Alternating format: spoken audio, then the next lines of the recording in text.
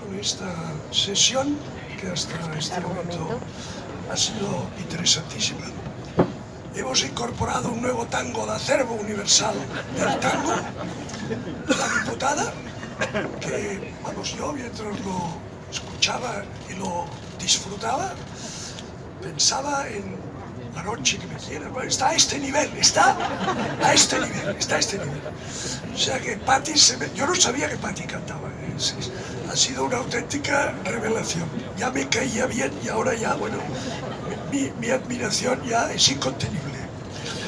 Yo también quiero dar las gracias, por supuesto, a Teresa por haber organizado este acto, esta iniciativa tan oportuna y excelente como todas las suyas, y de estar acompañado de, en fin, figuras tan relevantes en el mundo del pensamiento y del combate por la libertad. También ha sido para mí un placer enorme ver a amigos queridísimos y amigas queridísimas que no veía desde hacía muchos años, y a parientes, a la familia, que desde que me fui a vivir a Madrid hace 19 años, pues les veía poco o nada, y verles aquí también ha sido para mí una gratísima emoción. El tema que nos ha propuesto Teresa para esta segunda parte es el constitucionalismo desde la perspectiva europea, entendiendo por europea la Unión Europea, para ser más precisos.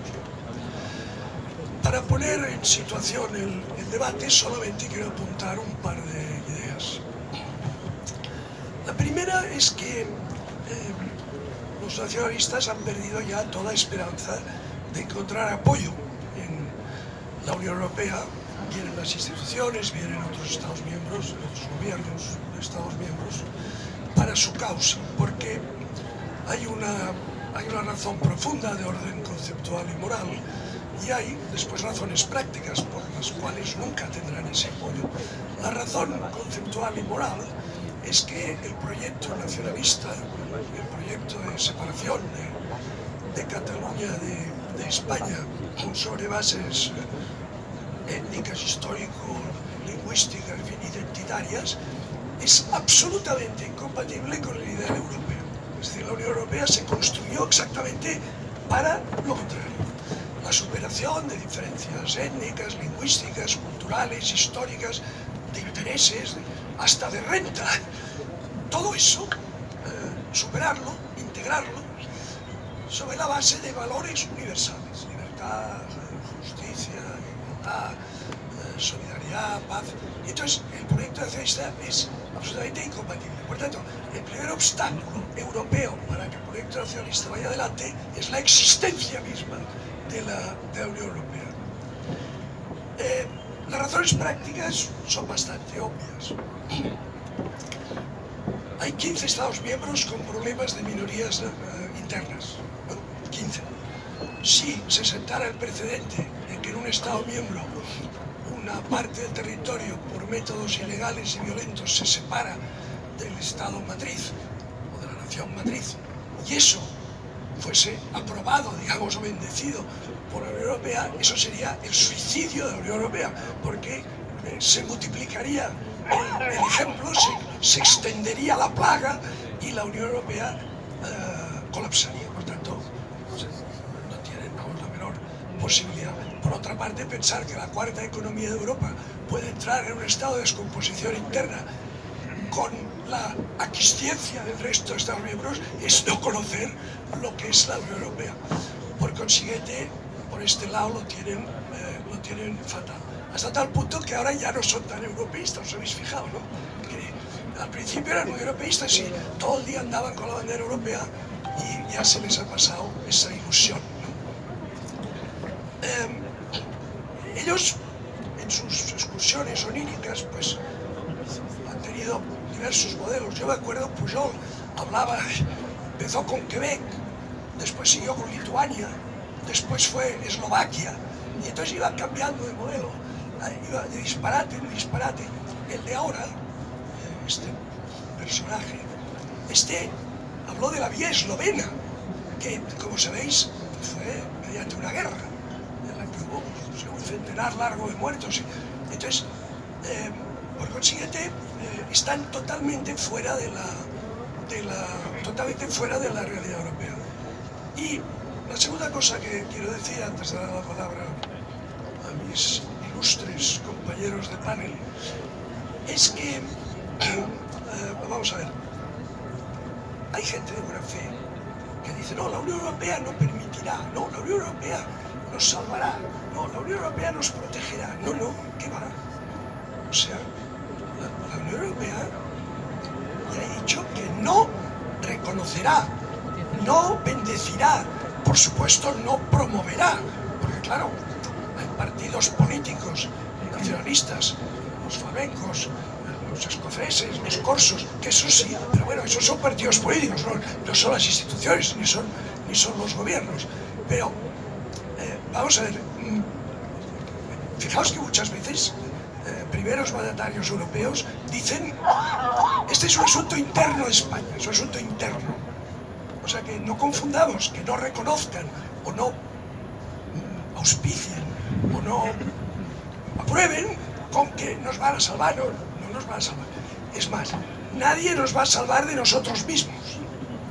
Y una cosa que de cara a Europa es fatal es que vean cómo el Estado español, el gobierno español y los partidos políticos españoles sí son conniventes, benévolos, tolerantes y blandos con los nacionalismos.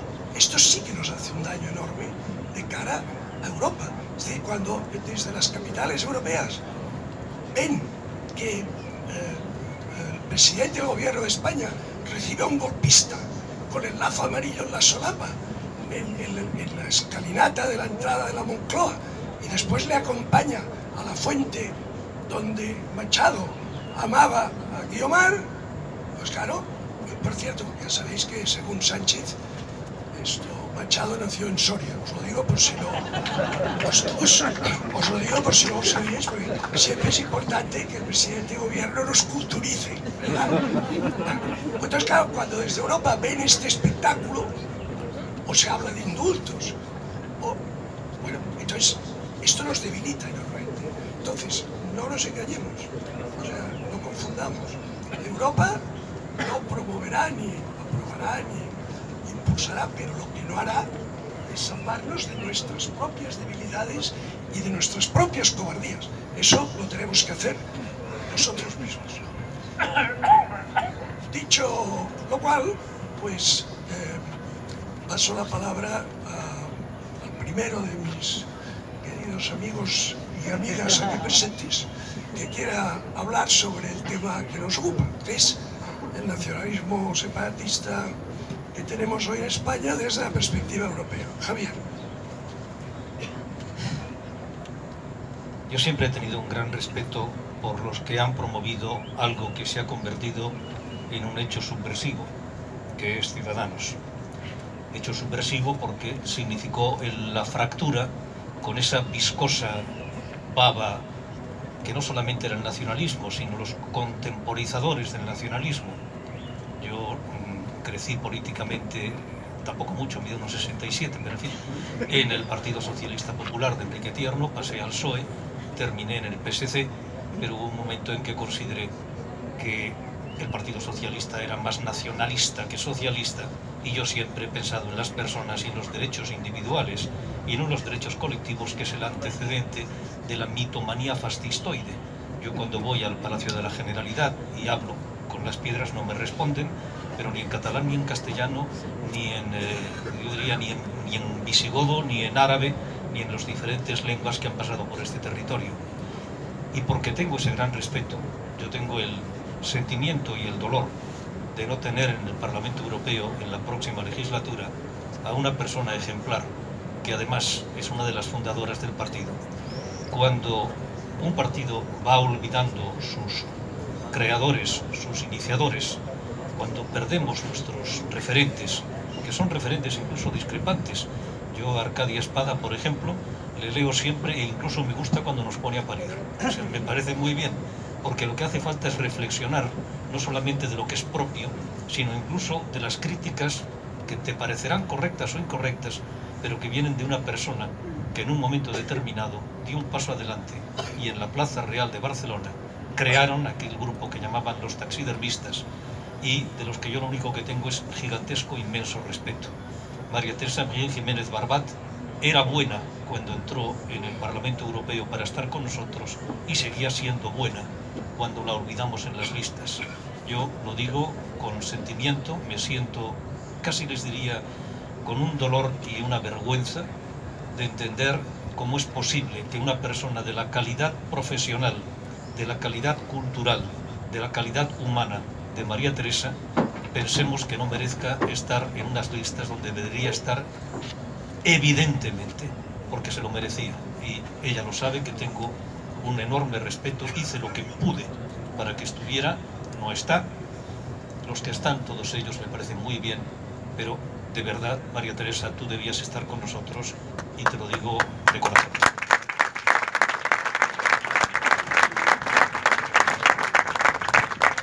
Bien, cuando llegó María Teresa al Parlamento Europeo, ya llevábamos 2 años, vamos a decir, de Santa Cruzada.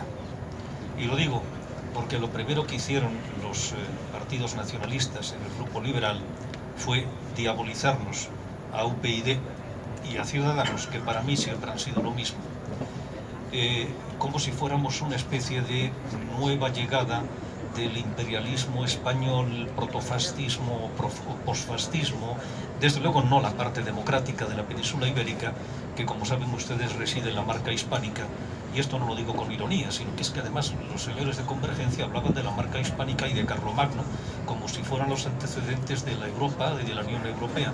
El grado, yo les diría, de gigantesca gilipollez intelectual que uno se encuentra en algunos de los ilustres pensadores, y existe pensamiento, porque lo único que destilan es sentimiento, pensamiento está ausente, pues dicen estas tonterías y se quedan perfectamente contentos consigo mismo. Es como cuando Puigdemont entró el otro día en el Parlamento Europeo, pero con una pegatina azul que significa invitado. También se invitan al Colegio de Maristas de Segovia o cualquier otra cosa. Por lo tanto, el tomarse un café en el Parlamento Europeo es lo mismo que si no tiene necesidades de vejiga y se va a orinar en el Parlamento Europeo con una tarjeta de invitado. Carece de toda virtualidad, de todo sentido, con la agravante de que un señor que ha sido expresidente de la Generalidad y que además dice que es eurodiputado, cuando entra como invitado está reconociendo que no es eurodiputado. Eso se lo diría el consejero más corto de mentalidad, el más romo de inteligencia. Óigame, no haga usted eso, porque como dijo Tarradellas, que está aquí, en política se puede hacer de todo menos hacer el ridículo. Entonces, el ridículo es algo que se compone de un pensamiento curioso que tienen los separatistas, y es: el mundo se divide en dos. Su santísimo ombligo, que es la galaxia universal, y el resto del mundo, que no tiene ninguna importancia porque están perfectamente equivocados. La verdad, la razón, la existencia, la virtualidad, la esencia y la quintesencia reside en su verdad, que es una verdad inmanente y fundamental. Cuando yo, por ejemplo, hablaba con alguno de los 2 diputados separatistas y me decía con absoluta fatuidad: bueno, Javier, después del referéndum del 1 de octubre, tenemos ya 10 países de la Unión Europea que nos van a reconocer. Yo le dije: ni uno, pero ni uno, y le fui desgranando país por país, desde los países bálticos a Eslovenia, por ejemplo, y le fui dando las razones del por qué ninguno de ellos. Bueno, Javier, estas son cosas que las llevamos discretamente, hombre, tan discretamente que siguen discretos en el día de hoy. O sea, deben ser, es como algunos de los antifranquistas clandestinos de entonces, que eran tan clandestinos que yo no los conocí nunca. Sí, ahora ya salen. Yo también era antifranquista. Bueno, yo vine aquí a Barcelona en el año 65, hay el tango y lo anterior, que me recuerda a una etapa mía en la universidad, y es que yo tras cada aprobado, porque yo era el emperador del 5, yo tengo una meseta de 5 en toda mi carrera, con una matrícula de honor y un sobresaliente, que de ello tiene la culpa mi mujer, porque me dijo que como no aprobara el mercantil 2, rompíamos las relaciones diplomáticas. Y entonces, pues yo estudié tanto que saqué sobresaliente, pero yo quería sacar un 5. Pero lo que no quería era perder a mi novia, que sigue siendo mi mujer después de tantos años. Bueno, pues yendo al tema del Parlamento Europeo, cuando llegamos allá, la campaña que nos hicieron fue feroz. La presencia que hacían es que únicamente la parte democrática de España era Euskadi, donde los separatistas del PNV hablaban y rehablaban y sobrehablaban y enseñan un cartel, pero lo que pasa es que en este país no lee historia ni Dios, y eso de lejos de nosotros el vicio de pensar, habría que decir lejos de nosotros el vicio de leer. Por ejemplo, en las elecciones, cuando Izaskun Bilbao presenta, miren, nosotros éramos europeístas ya en los años 30, y presenta un cartel, Euskadi por Europa, pero es que hay otro cartel que es el siguiente, que es Euskadi por las 79 Europas, la Europa corsa, la Europa bretona, la Europa de Baviera, la Europa de la Transilvania. Esa es la Europa en la que ellos creen, que es la anti-Europa, como ha dicho Alejo. Pues bien, nosotros allá, primero, los catalanes eran también la parte moderna de España, lo demás era una especie de rara mezcolanza de semibereberes más o menos romanizados. Esto se lo digo no con ironía, sino con realidad, hasta el punto que yo les podré decir que hicieron de mí un dossier, pero el dossier era tan disparatado que hasta nos vino bien. A mí me llegaron a denominar comandante terrorista, lo de fascista también, pero en fin, esa era la parte razonable. Pero me llegaron a denominar comandante terrorista. Entonces sacaron una foto mía con un grupo guerrillero en África, pues muy bien. Entonces eso les produjo semejante estupor de que pudieran descalificar a una persona llamándola comandante terrorista, que yo, cada vez que estos señores abrían la boca y rebuznaban intelectualmente, yo tenía la costumbre de dejarles una botella de champán en la puerta de su despacho en el Parlamento Europeo con una nota agradeciéndoles el extraordinario trabajo que hacían por la unidad de España, porque iban progresivamente descalificándose. Y en este sentido, el hecho de que nosotros hayamos conseguido colocar en su lugar a Convergencia Democrática, o sea, en la puñetera calle, y que hayan sido expulsados del grupo político, que es el Grupo Liberal Europeo, que fueron fundadores, es una de mis mayores satisfacciones. En este momento están intentando, y además los echamos con solamente 2 votos en contra, uno de ellos era el suyo, y el otro votaron en contra, hay que reconocerlo. Y además los echamos por corruptos.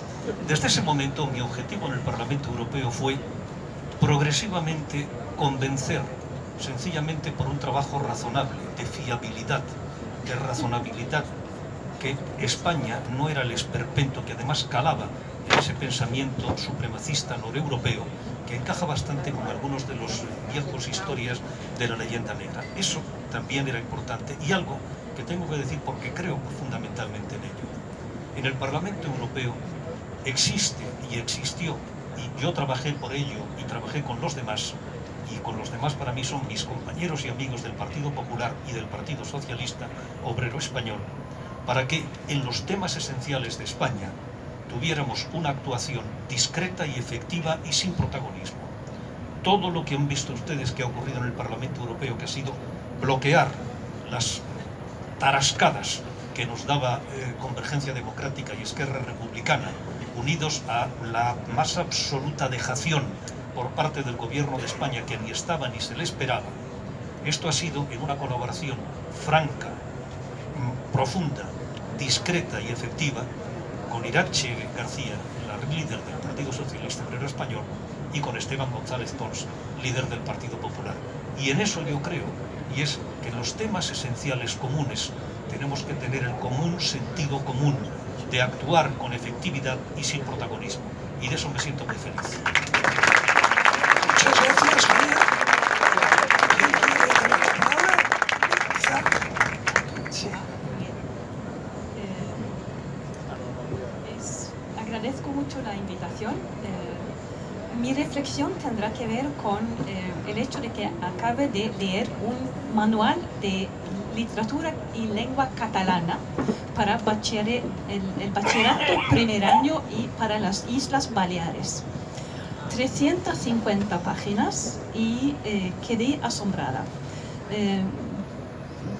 Y la pregunta un poco que relaciona mi lectura de ese libro con lo que nos preocupa aquí, es que me pregunté cómo puede consentir un país que un libro así se utilice como libro de texto, y qué debe hacer el gobierno central en este caso, y qué otro país europeo podría consentir que se utilizase un libro así. Entonces esas son como preguntas sin respuestas. Y otra pregunta más es, ¿qué tiene que ver con la democracia esto? La democracia necesita información exacta para que los ciudadanos democráticos puedan tomar una decisión. Pero entonces hace falta que tanto la educación como la prensa dé datos correctos. Y si hablamos de este libro, solamente dos palabras. Utiliza la palabra nuestro únicamente para Cataluña y lo utiliza muchas veces. No menciona la palabra España. Al final viene una mención del Estado español, pero es que alguien que no sabe nada de la situación puede leer ese manual sin darse cuenta de que se está hablando de una región que es parte de algo más grande, porque esto simplemente no está en el libro. Y después está una dimensión muy grande de la Edad Media y después no hay nada. Así que existe la Edad Media y después nada. Se menciona la lengua castellana, pero entre hechos internacionales. Así que si algo está en castellano, en francés o en italiano, son cosas iguales porque se da a entender que esto es extranjero. Y además de estos datos se trabaja con las imágenes, que son fotos, imágenes de autores medievales, y el resto son paisajes de Cataluña. Así que se trabaja lo emocional. Supuestamente en educación estamos trabajando la razón y estamos dando datos y enseñamos datos, pero aquí hay una mezcla entre lo racional y lo emocional que me llena de tristeza. Esto no es educación, esto no, es otra cosa. Y cuando estamos hablando de educación, estamos muchas veces haciendo referencia a la ilustración o el romanticismo. Y la ilustración sería el confiar en la razón, es intentar ser objetivo y tener la educación como un valor muy alto. Y si contraponemos eso con el romanticismo, sería la emoción y la subjetividad y no la objetividad. Aquí hay elementos de objetividad, pero esto está como invadido por la subjetividad, así que esto queda desfigurado. ¿Qué país podría consentir que esto se enseñe? Es que no solamente está ahí, se enseña. Y me han dicho que es el manual más utilizado en las Islas Baleares. Esto significa que primero hay alguien que ha escrito el manual, después hay un claustro que ha dado el sí para que se utilice ese manual.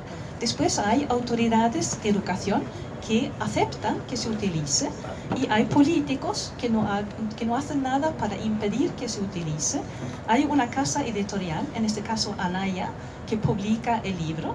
Eso uno va remontando, así que están cómplices casi todas las instancias que deberían haber reaccionado. Y yo me pregunté, pero ¿qué puede hacer el gobierno en Madrid? Porque no se puede castigar a solamente una o dos personas. Aquí están implicados casi todos. ¿Qué hacer? Esto por un lado, sí, la educación debe dar una información correcta y aquí hay elementos emocionales para convertir a los lectores, los alumnos, en separatistas. Eso está claro. Además estuve pensando en nuestro interés actualmente por los fake news y lo políticamente correcto. Si pensamos en este manual, aquí hay bastante fake news, hay datos históricos no comprobados, vamos a decir. Eso es por un lado. Y después lo políticamente correcto, todo lo que no se dice, la autocensura, para decir los datos correctos que deberían estar. Y es más fácil ver lo que está y es cuestionable, pero es mucho más difícil decir lo que debería estar y no está. Y es muy difícil que un alumno pueda ver lo que no está, lo que los hace más vulnerables a los alumnos. Para terminar, esto no es esto no se debería ver en un país que se llama democrático, porque no da la información que necesitan los ciudadanos democráticos para tomar una decisión. La situación está muy mal si esto se permite, y lo que se debería hacer, yo no sé, es muy difícil. Solamente lo que se dice a todos, que los profesores y los periodistas tienen una responsabilidad especial para decir lo que está correcto y para decir todo lo que está correcto, que es correcto. Y es la lucha de todos los días. Eso es lo que quería decir. Muchas gracias.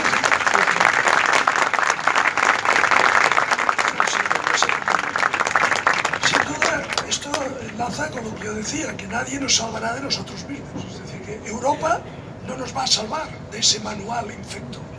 Tenemos que ser nosotros los que hagamos algo al respecto y algo efectivo. Fernando.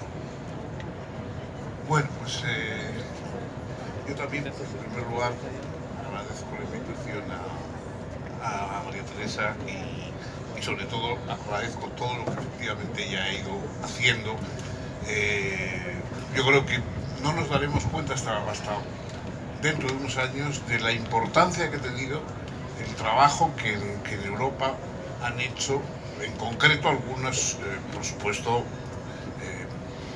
tanto diputados como diputadas, pero yo en concreto creo que personas como Teresa, como Maite Pagazaurtundúa, etcétera, han hecho una tarea verdaderamente difícil de evaluar, porque ha sido fundamental y han cambiado muchas mentalidades. Yo, mi experiencia en el Parlamento Europeo fue cuando nos dieron el premio Sájarov por derechos humanos. Era la primera vez que se concedía el premio Sájarov a un movimiento cívico europeo, porque siempre se daba pues, a algún grupo que estaba luchando por los derechos humanos en Zambia, en China, lo cual, claro, nosotros por un momento nos pusimos muy contentos, pero claro, yo decía, bueno, esto no es que nos ven como Zambia nosotros, quiero decir, o sea, que nosotros nos están dando un premio porque verdaderamente consideran que, claro, estamos luchando entre guerras tribales, allí en una zona más o menos, y efectivamente eso es la impresión que me dio, o sea que cuando, bueno, yo había hecho habíamos acordado un texto que yo lo escribí, pero luego lo acordé con el resto de la gente de Basta Ya. Entonces cuando llegué allí, lo entregué a la presidenta, que era esta Nicole Fontaine. Y bueno, entonces a ella, pues parece que también hizo sus consultas y me dijo, oiga, esto, si lee usted esto, habrá gente que se vaya. ¿Se va por qué? Una urgencia que tiene. No, que se van a ir porque, claro, los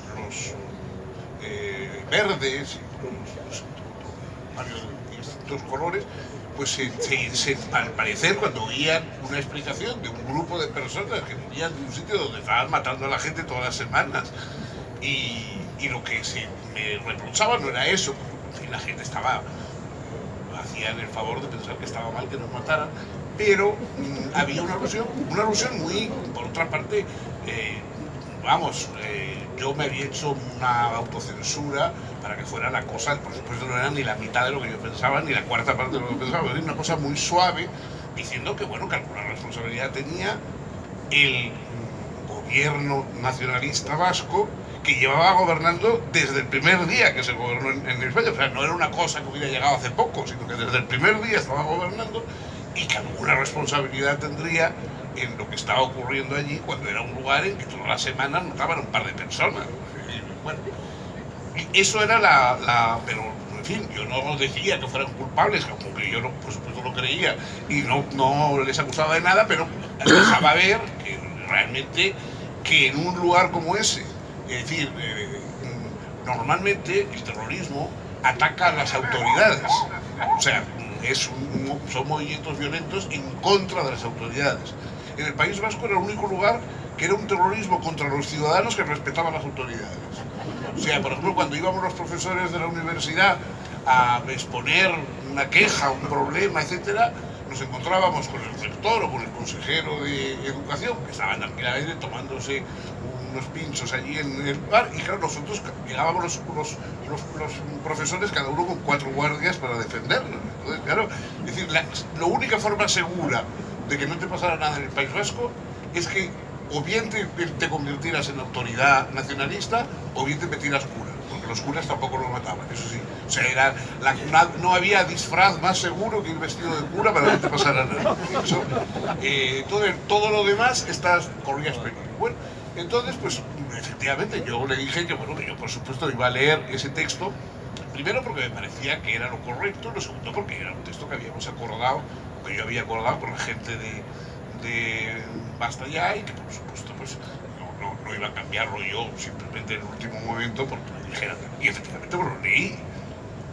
Y la gente, se fueron verdes, y se fueron no sé qué, y yo luego hablé con mi antiguo compinche Dani Combandi, y le dije, bueno, pero Dani, o sea, estos son los nacionalistas, hombre, sí, los centros son, sí, tienen una cosa xenófoba, pero claro, es que vosotros decís que, bueno, pero hacemos lo que hay, pero ¿qué otra cosa es decir? No me digas que ahora meterse con alguna autoridad, aunque sea de modo muy refilón, es algo inaceptable en el Parlamento Vasco, vamos, que eso me lo va a decir Dani Combandi, quiero decirte, o sea que bueno, pero lo más gracioso, y eso enlazaba con algo que había dicho antes Javier, es el mundo, o sea, que el que de pronto te encontrabas visto como debían ser aquellos primeros guaraníes que trajeron las expediciones de los primeros conquistadores españoles, que trajeron aquí a Barcelona a que lo vieran los reyes católicos y tal, no sé, porque claro, era una cosa, te sentías, pues te preguntaban cosas como si nosotros viniéramos de un mundo, por ejemplo, yo tuve una interesante conversación con una señora, por parte amable y que no nos quería ningún mal, según me aclaró, que era una baronesa de Somerset o algo por el estilo, inglesa, que además llevaba los asuntos exteriores del Parlamento en ese momento, según me aclararon, y que me preguntó, ustedes, no me acuerdo cómo se llamaba, me acuerdo de su discurso, y me dijo, ustedes los vascos, ¿qué ADN tienen?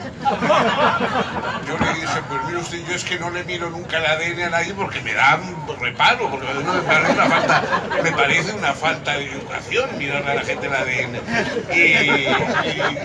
Y digo, además no sé qué.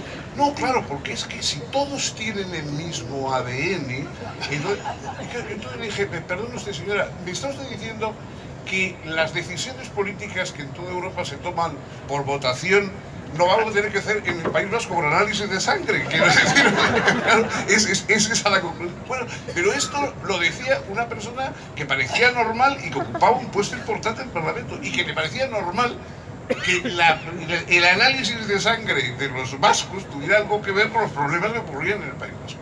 Entonces, claro, eso te dejaba ya desarbolado, porque ya dice, bueno, ya ¿qué más vamos a discutir? Y que no, efectivamente, pues cuando se vimos el curso, la gente se fue. Por supuesto, no había un gran interés. Bueno, nosotros pues estábamos ahí diciendo, bueno, por lo menos, mira, hemos soltado nuestro rollo y nadie... Y de pronto vino Dios a vernos, porque a un jugador de fútbol vasco, que yo no me preguntéis cómo es, porque yo el fútbol lo practico poco y lo veo menos, pero resulta que este señor, pues lo que se ve, era un jugador muy acreditado que jugaba en un equipo francés. Paris Saint-Germain o una cosa de esas. Y resulta que le mandaron una carta de amenaza pidiendo el impuesto revolucionario, como a todo el mundo, por otra parte, como lo que pasaba a todo el mundo en el País Vasco.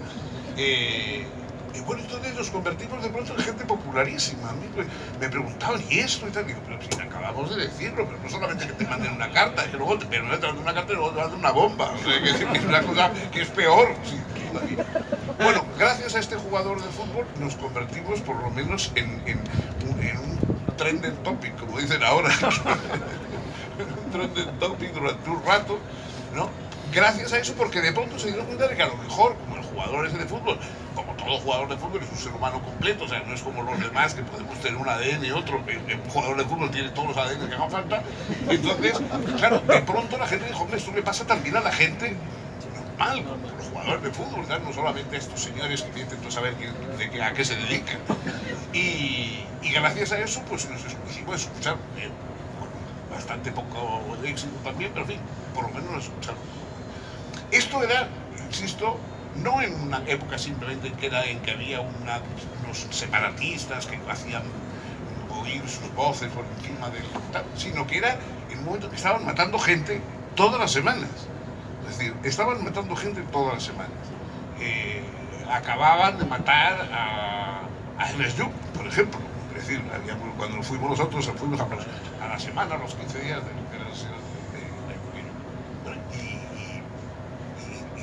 y todavía seguían preguntando por el ADN. Es decir, aún, y la gente se iba porque hablabas de que el nacionalismo vasco, el gobierno nacionalista, los que cogían las nueces del árbol ese que se movía y todo eso, tendrían quizá algo que ver o por lo menos alguna reflexión que hacer. Porque claro, no basta con que digan, no, yo no mato a nadie, pero cuando matan a alguien me quedo con sus cosas. Que era lo que estaba pasando allí. Claro, el nacionalismo iba haciendo surf en una ola que ellos no habían levantado, pero ya que estaba ahí la ola, pues se subían encima de la ola y iban haciendo surf, porque además les llevaba a donde querían llegar. Y eso, yo sinceramente no vi en Europa una comprensión de esto, ni que esto fuera un verdadero problema. Cuando yo me ofrecí, yo se lo dije a Montaigne, le dije, mire, yo, señora, me ofrezco a acompañarla a usted por el País Vasco. Nombre usted 4 o 5 personas de su confianza, y yo les acompaño a ustedes por el País Vasco, les vamos enseñando cosas significativas para que ustedes vean in situ, no por la extracción, sino que ustedes ven y hablan con la gente y lo ven directa y tal. Y me dijo, ¿Messi Dangereux? Y digo, bueno, sí, claro, Dangereux, como el mismo Dangereux que corremos todos los que vivimos ahí todos los días, claro, sí, ya sabemos que es Dangereux. Aquí se lo vamos a contar.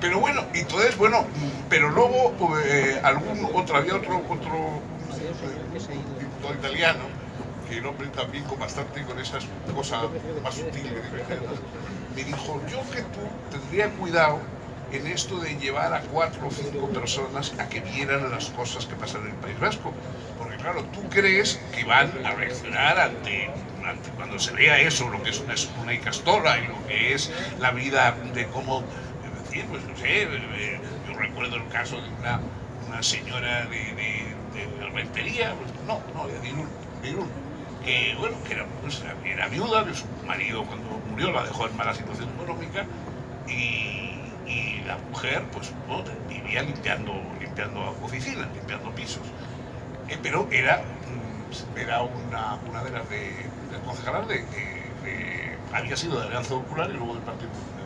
Entonces todas las mañanas salía a limpiar la oficina acompañada de 4 guardias que se quedaban esperando mientras ella subía, pasaba el mocho y luego bajaba y se volvía a llevar a su casa. Claro, entonces yo digo, bueno, esto es lo que tienen que ver esta gente. O sea, esta gente lo que tiene que ver es esto. No.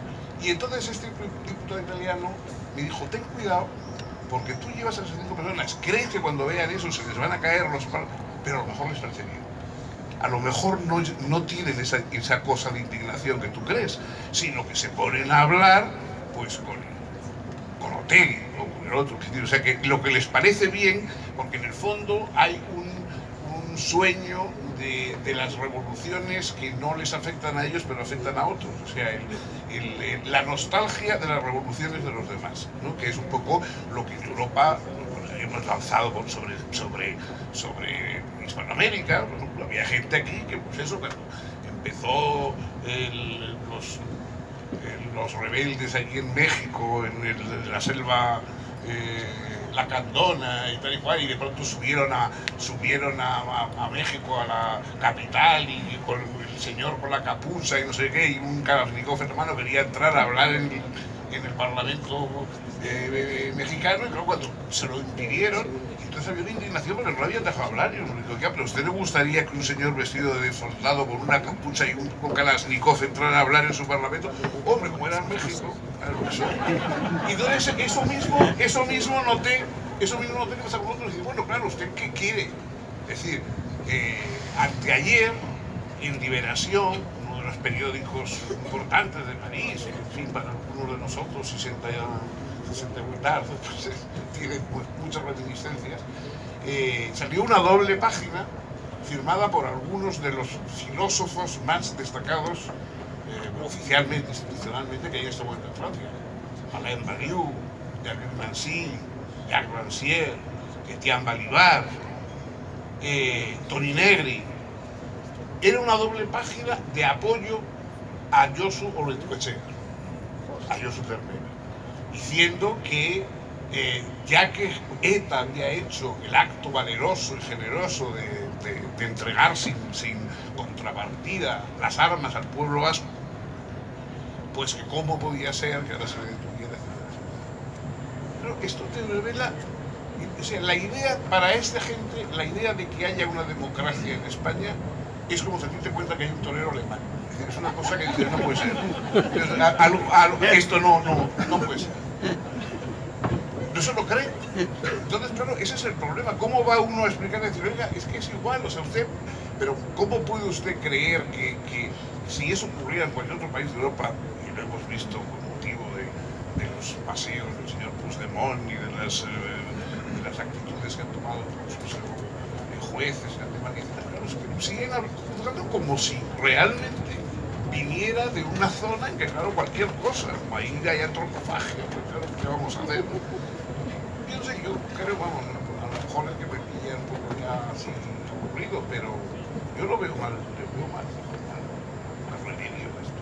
Bueno, vamos a ver.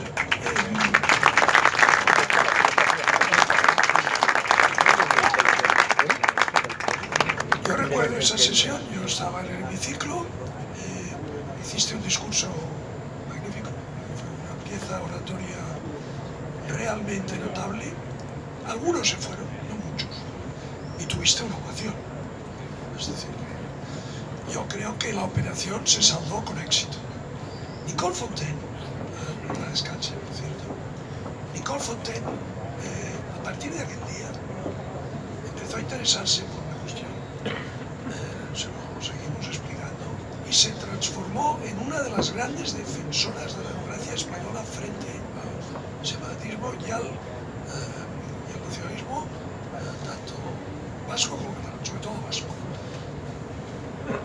Hubo una ocasión en que el eurodiputado de ETA, que había allí, se levantó para protestar sobre unas detenciones que había hecho la policía y tal, y Nicole, que estaba presidiendo, le dijo textualmente: le quito la palabra porque lo que usted está diciendo es repugnante. Esta fue la frase literal. Por lo tanto, tú tuviste la mala suerte de hablar con la baronesa Nicholson, que era una laborista británica de la Cámara de los Lores, baronesa Nicholson, que se distinguía en el Parlamento por ser una fiel defensora del régimen de los ayatolás de Irán, con lo cual digamos que está todo dicho, ¿no? Sí, tenía gustos especiales. Entonces fuiste a atravesar. Y el italiano, bueno, pues ya sabes, los italianos. Entonces, pero yo te quiero decir, Fernando, que aquella operación fue un gran éxito, que nuestro trabajo de Basta Ya dio su fruto. Y concretamente en el caso de Nicole fue una transformación lo que tuvo. Yo la acompañé a España, donde entregó, junto con el presidente del gobierno, ella personalmente las medallas a las víctimas del terrorismo, y se recibió la orden de Isabel la Católica, y yo la acompañé a Zarzuela, y en aquella época el rey Juan Carlos le dijo en mi presencia y de los otros dos vicepresidentes españoles: Nicole, España nunca te agradecerá lo que has hecho. O sea que te lo digo para que sepas que tu discurso y el testimonio que diste allí dio un enorme fruto. O sea que puedes estar tranquilo por ese aspecto.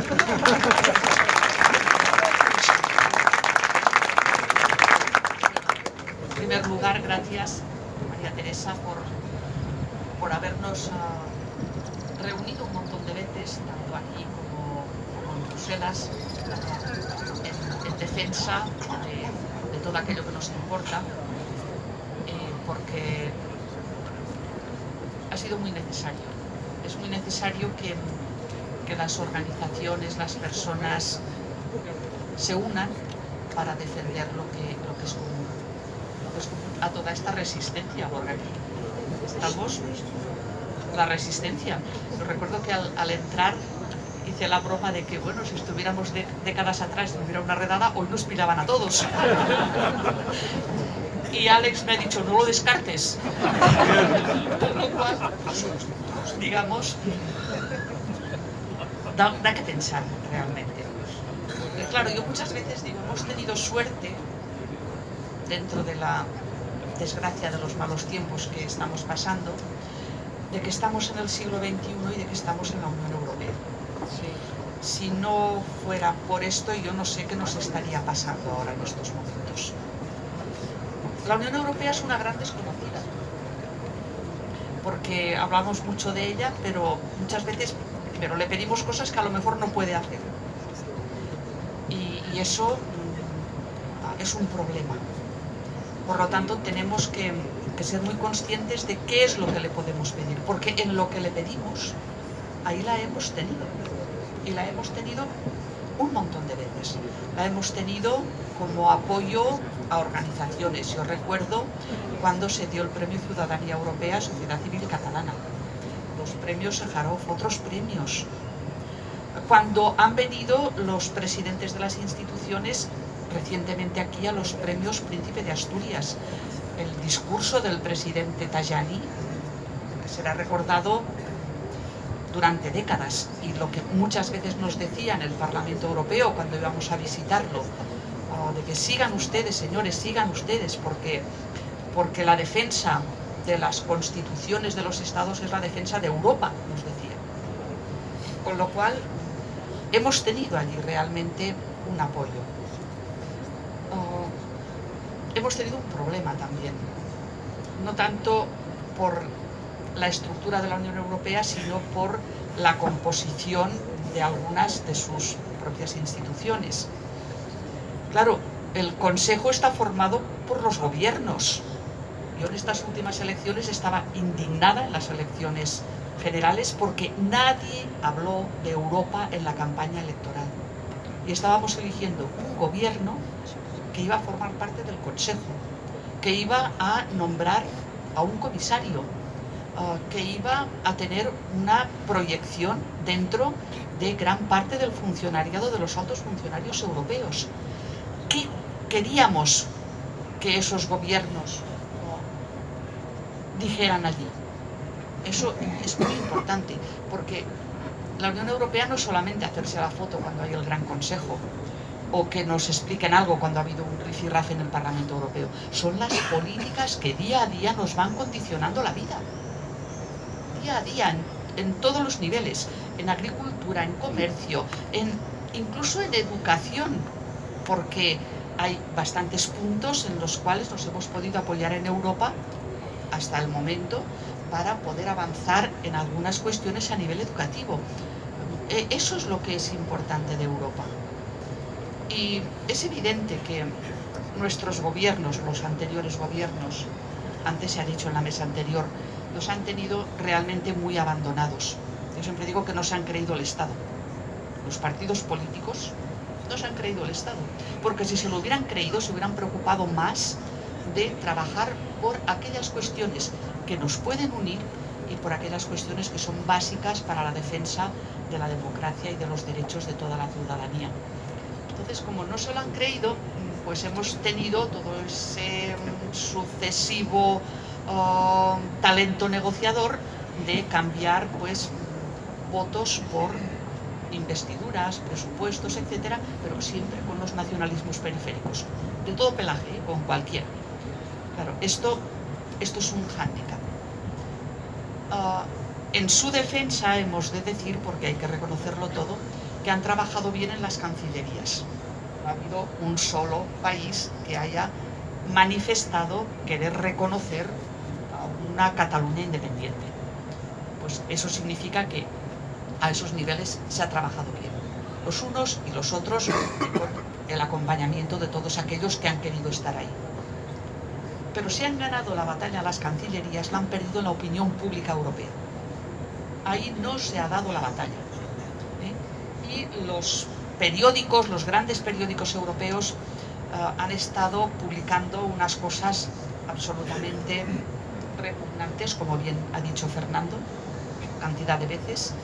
Las universidades han estado copadas muchas veces en sus actividades culturales por parte de esas embajadas del secesionismo, financiadas generosamente para extender, digamos, la simpatía que querían lograr entre la juventud europea.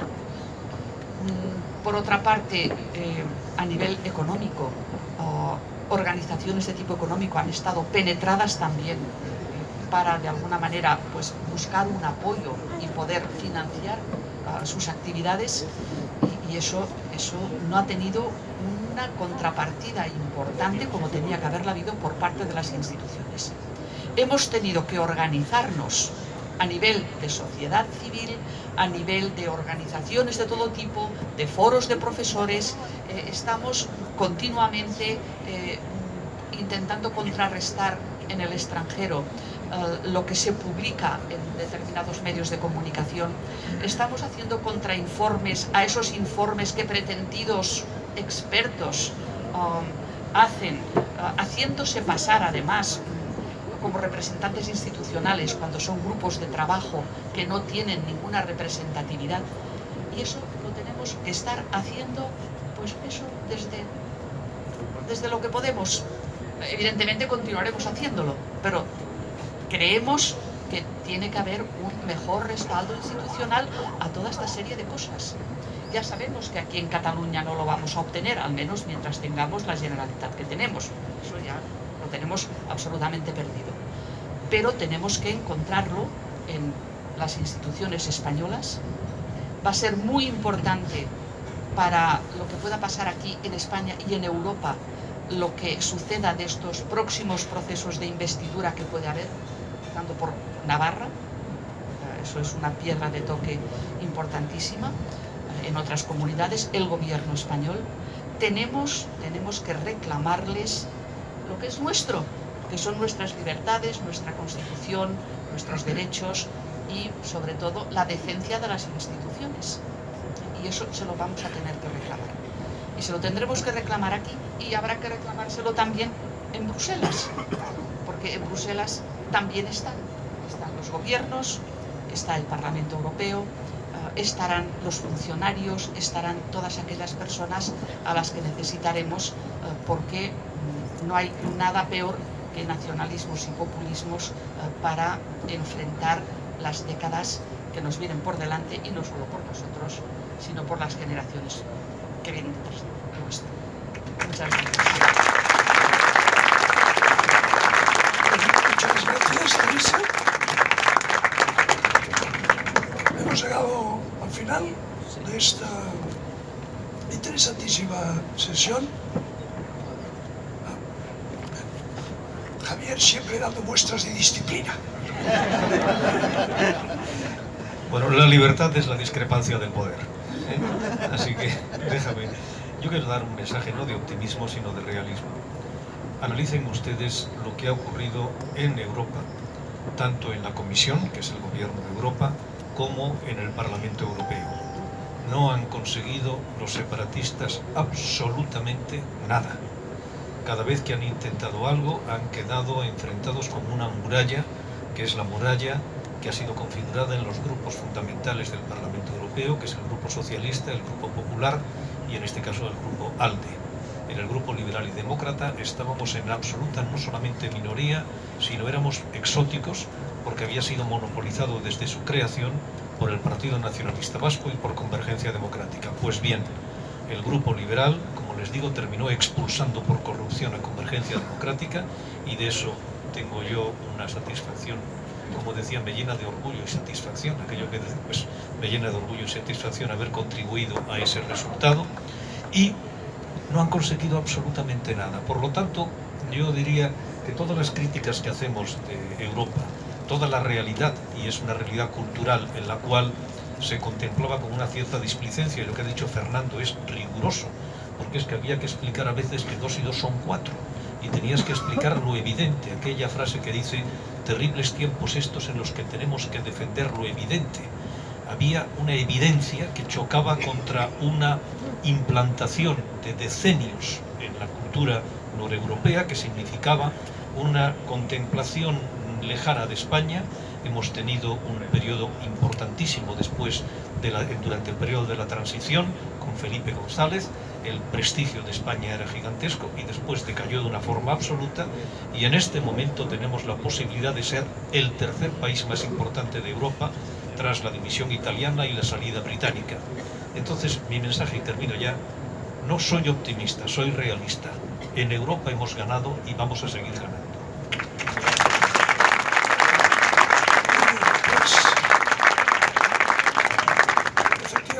La perspectiva europea permite abrigar un moderado optimismo. Yo siempre dije que cuando Ciudadanos llegase al grupo liberal, los separatistas acabarían marchándose. Y como siempre, yo soy un profeta extraordinario. Sí. En mi caso, el don de la profecía ha sido una maldición absoluta, pero... Soy Casandro. Pero lo dije, y efectivamente, porque era absolutamente incompatible. Bueno, lo que ya era un absurdo en términos europeos era que esta gente estuviera en el grupo liberal. Pues que es algo que clamaba al cielo. Entonces, cuando llegaron los liberales de verdad, pues se creyó que... Y esto ha sido una gran noticia. Muy bien, pues repito, gracias a todos por vuestra atención, gracias a Teresa por este magnífico acto, a todos los que yo organicé, y continuaremos luchando.